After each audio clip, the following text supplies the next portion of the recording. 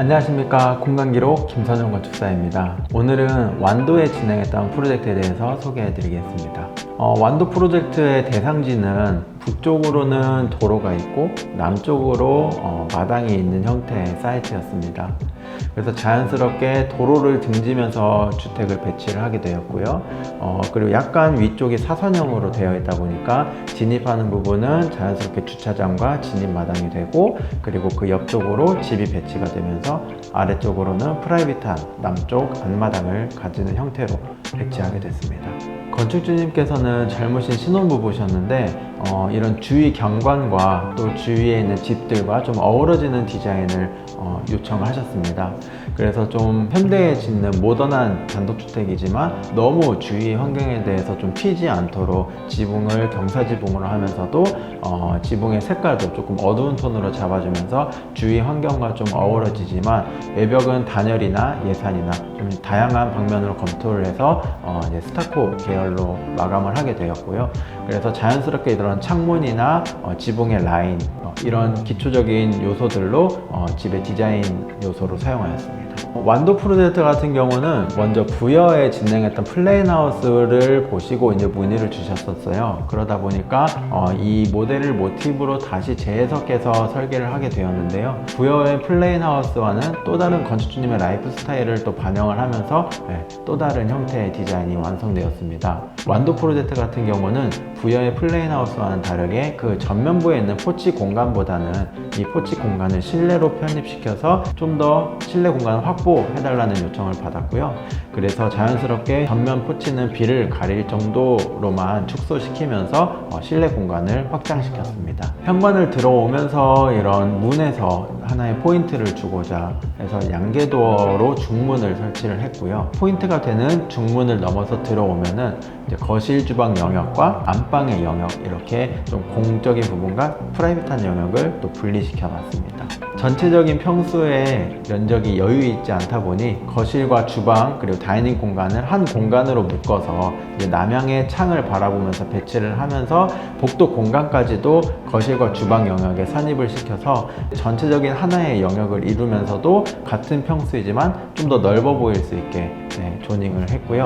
그리고 안방 영역 같은 경우도 드레스룸과 별도의 화장실을 두면서 이 안방의 영역도 별도의 독립적인 영역으로 만들었습니다. 그래서 남향으로 뷰와 또 조망이 모두 확보되는 상황이다 보니까 거실, 주방 그리고 안방까지 이런 3베이 구조로 해서 메인 주 생활 공간은 남향으로 빼게 되었고요.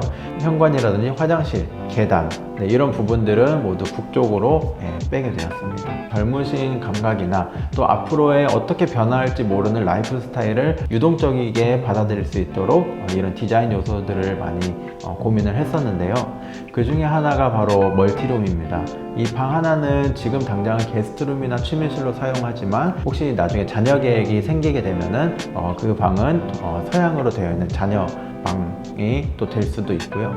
그리고 다락 같은 경우도 이런 어떤 특정한 용도가 정해지지 않은 공간을 다락 공간에 만들어 놓으면서 친구나 손님분들이 오셨을 때 주무실 수 있는 게스트룸이 될 수도 있고, 또는 컴퓨터나 또는 이런 작업을 할 수 있는 서재가 될 수도 있고, 또는 영화를 볼 수 있는 이제 영화 멀티룸이 될 수도 있는 그런 다목적 공간을 다락에 만들어 놓으면서 이런 이제 지붕 속 공간, 버려질 수 있는 공간을 조금 더 마감을 하면서 이런 실내 공간을 확보를 해서 이 완도 프로젝트의 이런 모든 공간들이 나중에 건축주님의 라이프 스타일이 바뀌시더라도 이 공간 안에서 다 담겨질 수 있도록 그런 가능성들을 많이 고민하게 되었습니다.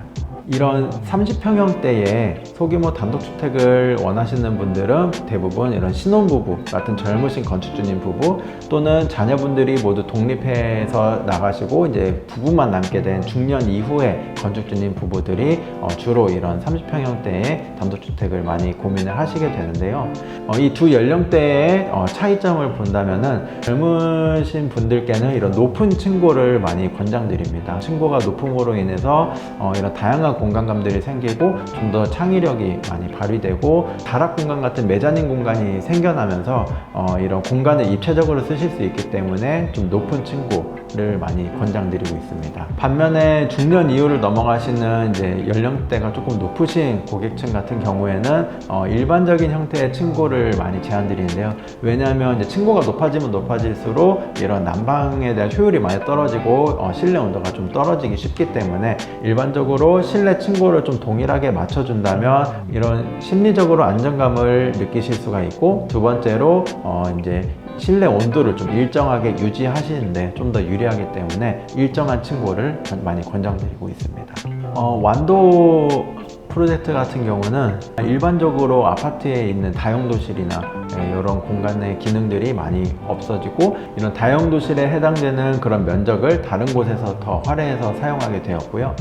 그리고 면적은 조금 작지만 화장실을 또 별도로 분리를 해서 안방용 화장실과 또 손님들과 공유하는 거실용 화장실 이렇게 분리해서 사용하는 이런 부분들도 젊은 건축주들을 위해서 제안드린 공간입니다. 요즘에는 이제 반려동물에 대한 관심도 많이 높아지다 보니까 단독주택을 계획할 때에도 이런 반려동물들을 위한 캣홀이라든지 캣워크라든지 이런 공간들을 또 제안을 하고 있습니다.